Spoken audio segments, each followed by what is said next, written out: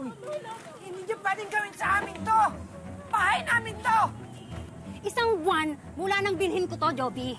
Akin na to, kaya lumayas na kayo dito! Lando! Bakit mo binenta tong bahay? Hindi ko alam. Pinapirma lang sa akin doon yung papel eh. Tapos, pumirma ka naman! Ano ka ba naman, Lando? ano na yung kontrata? Bitawan niyo ako! Lando! Ang sasama niya! Ang sasama niya! Ang sasama niya! Dahil may hirap kami! Dahil may hirap kami! Hindi mo nila!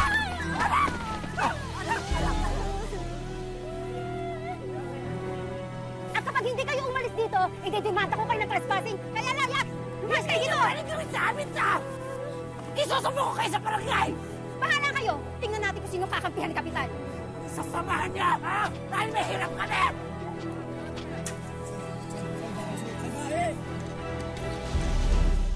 Madalas, kung sino pa ang mga inosente at walang laban, sila pa ang pinagtatawanan, kinukutya at minsan pinagsasamantalahan. Gaya po ng tampok naming kwento ngayon, isang binata na may problema sa pag-iisip o mentally disabled. Sila ba ang mga dapat na ituring na may kapansanan o ang mga taong umaabuso at hindi umuunawa sa kanila? Magandang araw po mga kapuso. Ako po si Vicky Morales at ito po ang Wish Ko Lang.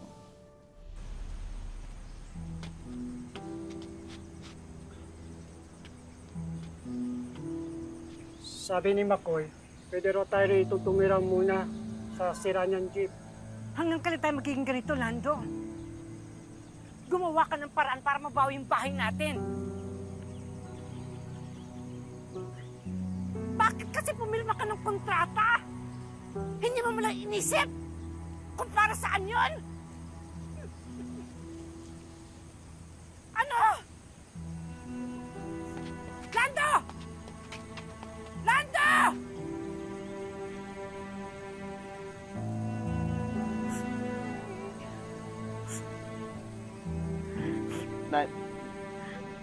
Naitigil mo, driver ako.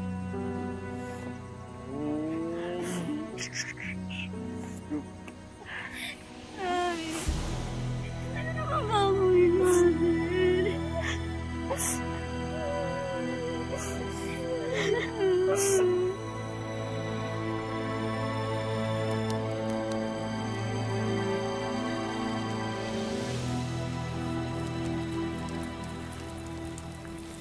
Nay! Ano po? Ano po, Nay? Nay, kamusta naman po yung lakad niyo? Mukhang hindi na natin mababawi yung bahay natin.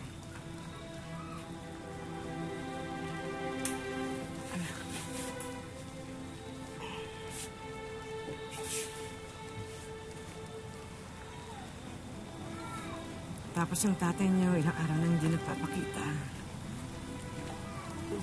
Mukhang talagang iniwan niya na tayo.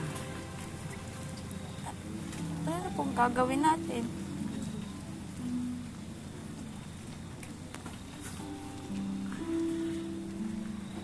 Mga anak, plano ko sana na umuwi muna sa Albay doon sa probinsya natin. Kaya lang, hindi ko naman kayang buhayin kayong lahat. Kaya, naisip ko na siguro mas mabuti kung iiwan ko na lang muna kayo sa mga tiyahin niyo. Habang naghahanap ako ng trabaho at saka nag-iipon ako. Tapos ikaw, JR, doon ka nilang muna sa wala mo sa Mandaluyong, ha? Kay Lola? Sige, sige.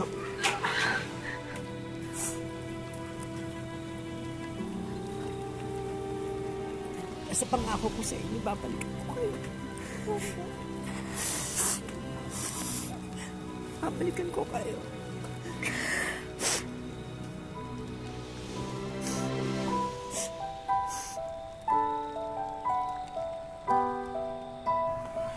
Jason. Apa dito? Ay, Jason, ito si JR ha, anak ni Tita Juby mo. Tutulungan kanya dito. JR, ito si Jason, pinsan mo ha. Tila, bahala dyan. Ay, naku, wag mo siya tuturuan ng mga kalokohan, Jason ha. Ako pa ba? Kilala kita. Oh, bahala na kayo dito ha. JR, ha? Uwi muna ako ha. Sige la. Ikaw ha? Ingat po.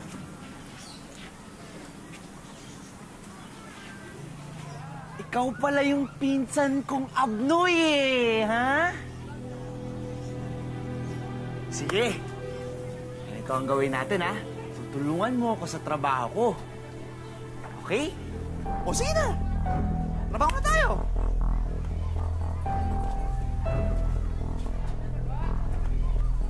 O, ingat, ingat. Ingat. Balik mo dun.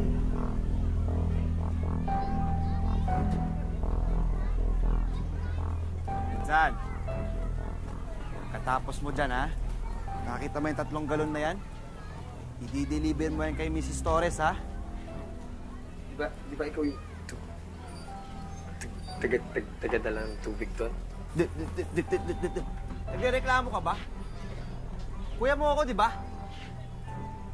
Dapat sinusundan mo lahat ng sinasabi ko. Wisit ka naman, no?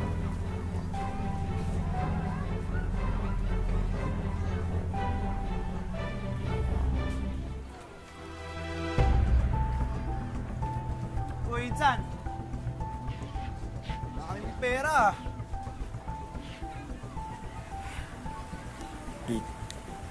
Ipon ko para pag balik nanay may pera.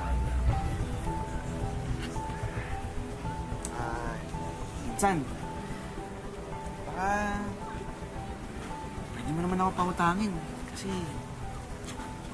nubo ako eh.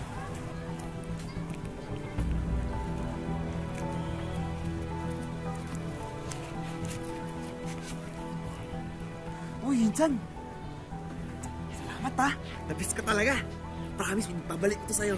Oh, bili mo na ako ng gamot ha! Sige, saka muna!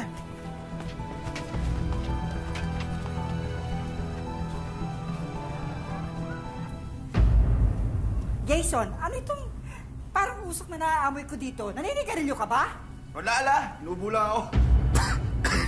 Nubo lang po. O sige na, linisin mo na yung kulungan ng mga aso ha? Ngayon na! Papula, problema. Ako po bahala na. Sige po, nakita po kayo. Mungay ang mata mo.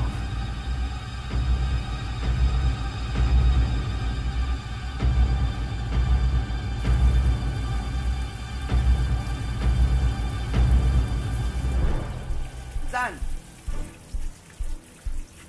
Insan! Bilisin mo daw maigi yan, ha? Hindi ni Lola, wala daw matitira na kahit dumi dyan. Uy! Usap kita.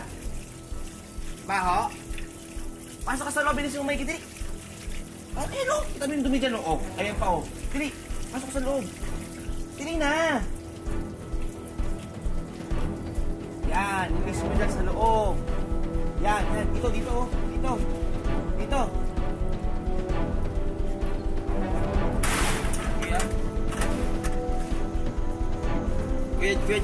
Kuya Labas. Pwede nilang bakit kayo! Ha? Yung mga kasatulan mo!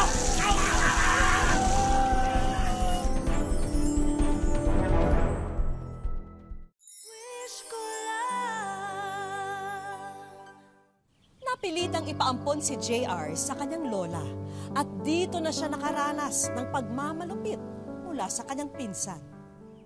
Jason, loko ka talagang bata ka, ha? Hoy! Ano na kayo? DJ, ano na kasi mo? Ha? Ano na kasi mo? Alala! Huwag mo ako masigaw-sigaw, na! Naglilinis lang kami! Naglilinis, ha? Ano na kasi mo? Buksan mo! Ayan na! Huwag na sa tindahan, maghintay ka! Ano? Ay! Tama na! Tama na! Bahay!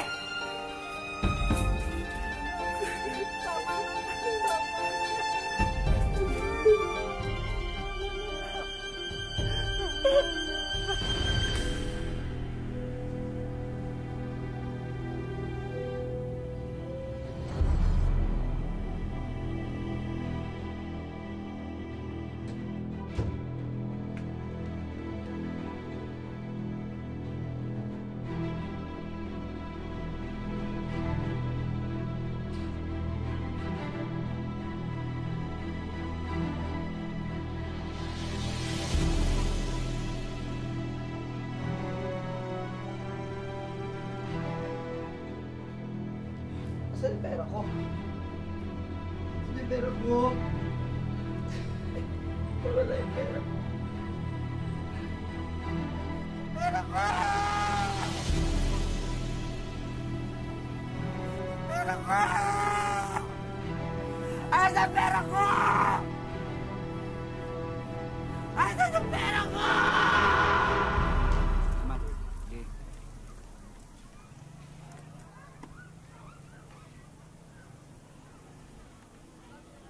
Oh. Nakasimangot ka dyan. Alam ko na yan. Siguro namimiss mo yung nanay mo, no? Alam mo, Insan, may gamot ako para dyan. Para dyan sa lungkot mo. Sigurado ako, pag kinamit mo tong gamot na to, mawawala yung lungkot mo, Insan. Promise.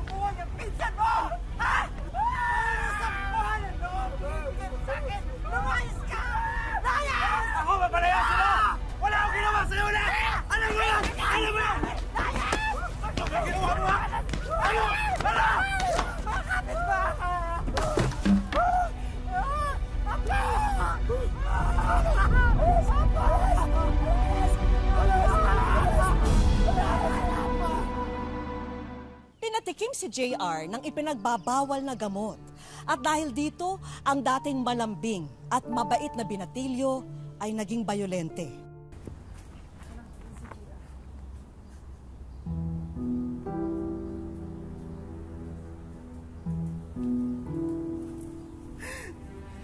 Si nanay ito. Diba sabi ko sa'yo, babalikan kita. Nanay ito.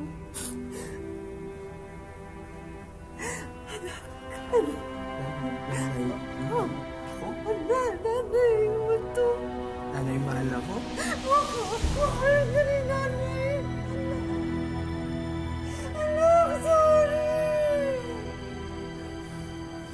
Pero iwan ako. Alis ka na si nanay. Hindi na kita iiwan.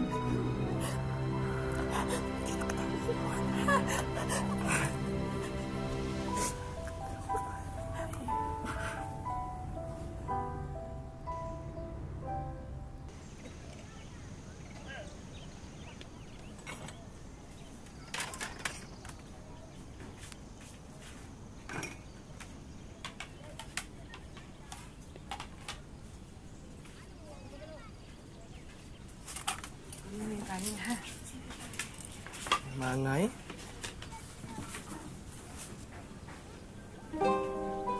Nanay?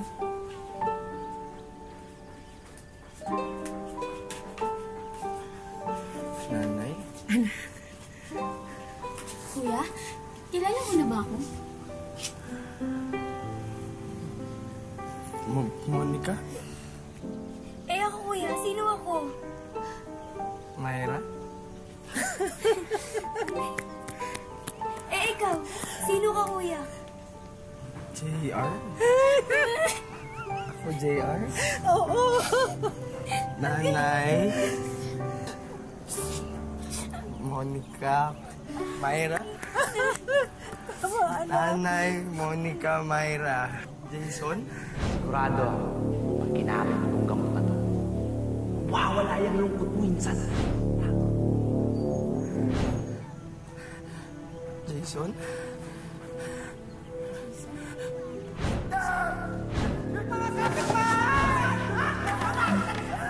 Masakit ulo eh. Masakit sa ulo.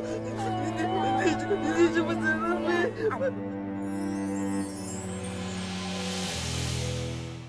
Wish ko lang. Jason? Jason? Sabi Jason, masarap daw. Sabi Jason, masarap daw. Hindi okay. Hindi siya masakit ulo eh. Masakit sa ulo. Hindi siya masarap eh. Masakit sa ulo. Madami kong kita. Sabi Jason, sarap. Sabi Jason, masarap. Hindi masarap eh.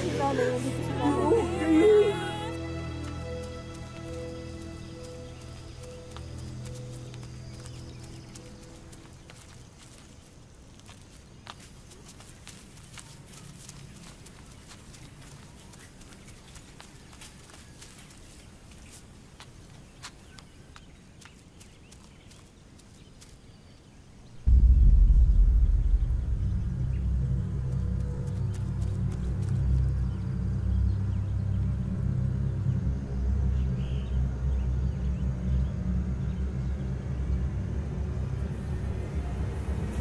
Pasok na tayo sa loob, anak. Kain na tayo.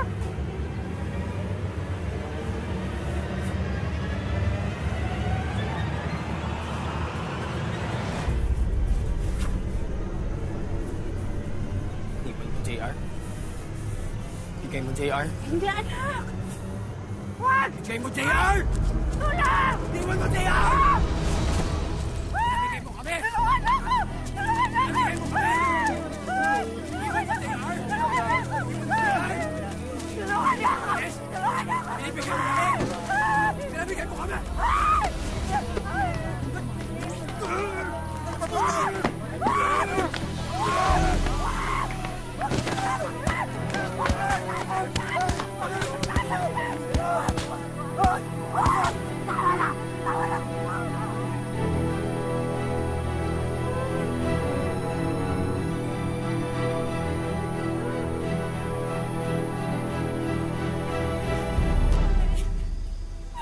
Kailangan na nating dalhin sa ospital si Kuya.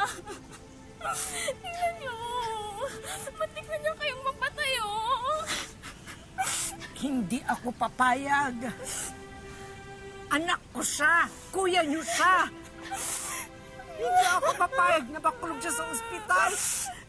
Na parang isang ulol na hayop. Pero may sakit po siya, Nay. Hindi pa ba natin na umatay niya tayo? Tama na, tama na. Hindi ako papayag. Hindi ako papayag.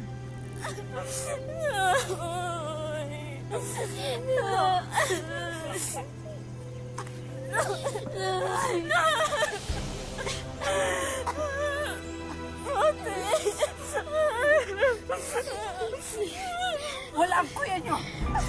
Wala ang kuya niyo. Hanapin natin. Dali!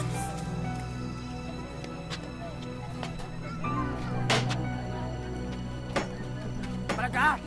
Ha? Ikaw! Ha? Ano? Go! Go! Go! Go! Ha? Ha? Ano?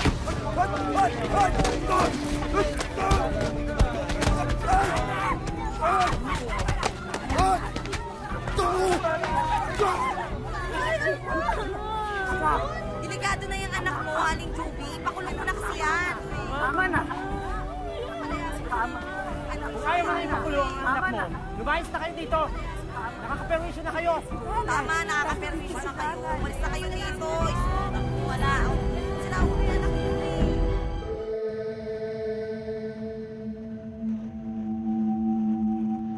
Dito sa barangay Masarawag, Ginobatan, Albay, isang lalaki ang tila pinangingilagan ng kanyang mga kapitbahay. Tatakot kami dyan kasi baka mangbato. Kahit na sino dyan. Kung inaabutan siguro ng isip. Ginaganon ako, tapos sabi niya sa akin, ng bato. Sabi ko, ano ba, GR, sabi ko, baka matamaan mo ako. Tapos umalis siya.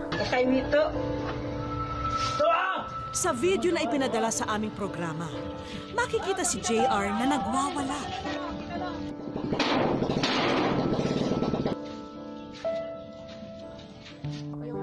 Siya si JR Opiana, 34 na taong gulang.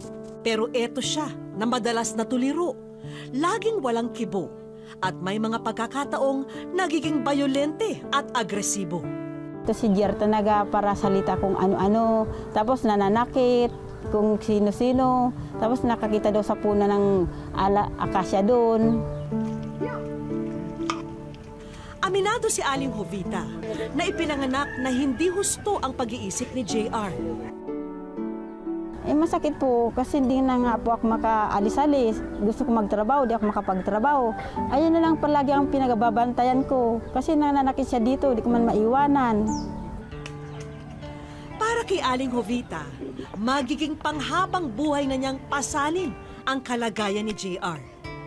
Naisin man niyang mapatignan sa espesyalista ang anak, tila malayo naman daw ito sa realidad. Kulang na kulang kasi ang kanyang kinikita sa pangunguha ng pili at ang ipinadadalang pera ng kanyang anak.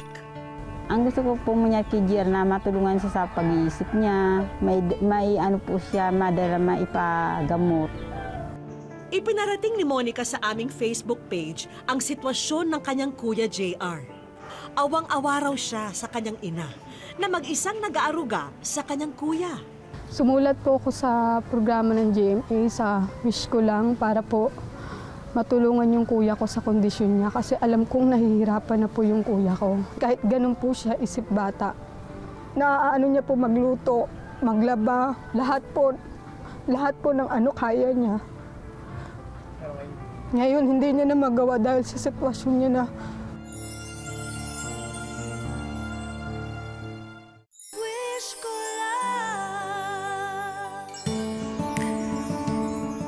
kalmado uli si JR nang muli namin siyang balikan. At kasama namin si Ma'am Mariam Bunaw, ang head ng Municipal Social Welfare and Development Office ng local government ng Ginubatan. Papa-doktor ka niya. Agad na sumama ang mag-ina papunta sa isang ospital sa Legazpi City.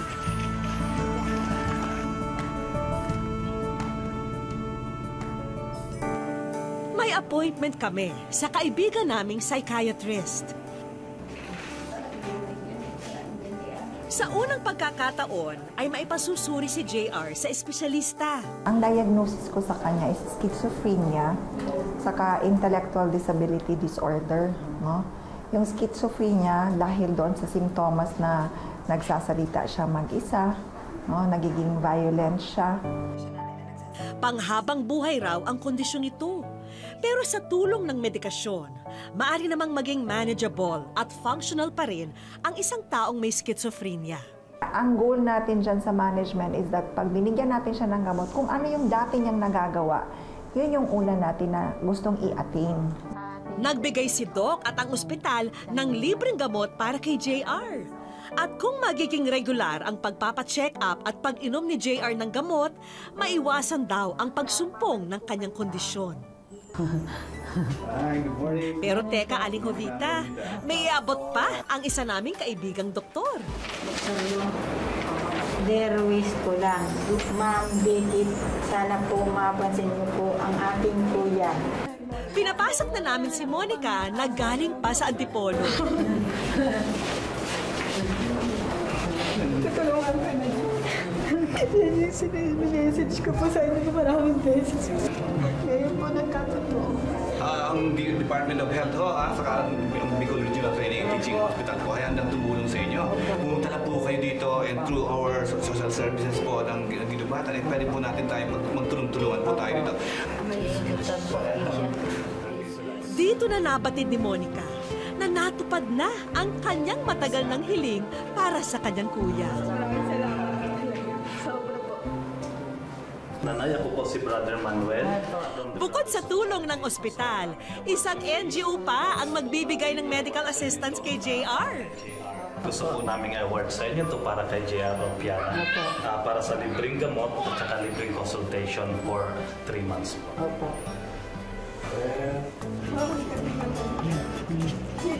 At hindi pa natatapos ang aming sorpresa.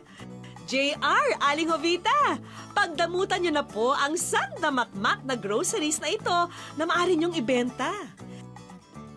Dinagdagan na rin namin po ng ihawan business. Mama, thank you po. Sobrang thank you po. Wish ko lang. Opo, at kaya yan po ang gusto ko talaga sa amin na magkaroon ako ng kabuhayan. Ako masaya ako tayo na paghahanap buhayan. Sobrang salamat. Ngayon lang po nangyari sa buhay po namin. Tanggapin niyo rin po ang karagdagang medical assistance na mula pa rin po sa aming programa. Hindi mapapantayan ang ligaya ni Aling Jovita ng mga oras na yun. Ngayon, mas nakikita nila ang pag-asa na manunumbalik ang dating sigla ni JR. Hindi dapat katakutan, pagtawanan at lalong hindi dapat abusuhin ang mga kagaya ni JR. Dahil mas kailangan nila ang ating pangunawa, pagtsatsaga at kalinga. Hanggang sa susunod na Sabado mga kapuso, ako po si Vicky Morales at ito po ang Wish Ko Lang.